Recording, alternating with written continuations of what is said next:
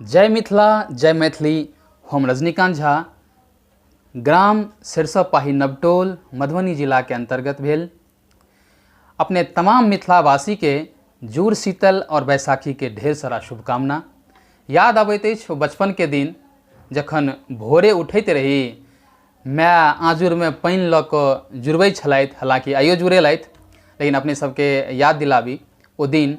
और हमसब बाल्टी लोटा लऽ के और गाछ वृक्ष के जड़ि में पानि दै छलहुँ ताकि ओ गाछ, आमक गाछ छै तऽ आम फड़ै और फूलक गाछ छै तऽ फूल अबै, और बड़ा उत्साहित रहै छलहुँ हैं।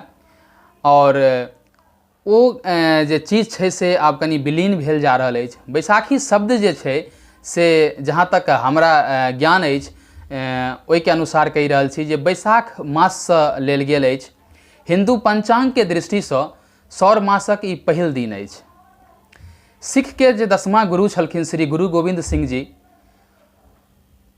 ओझके दिन 1699 में खालसा पंथ के स्थापना केने छलथि हो। ओझके दिन गौतम बुद्ध के ज्ञान प्राप्त भेल छलनि। आचार्य दयानंद सरस्वती जी 1857 में ओझके दिन आर्य समाजक स्थापना केने छलथि है। बहुत सुंदर दिन अछि, बहुत सुखद दिन अछि। और आइ हमरा संगे उपस्थित छथि प्रीति झा जी।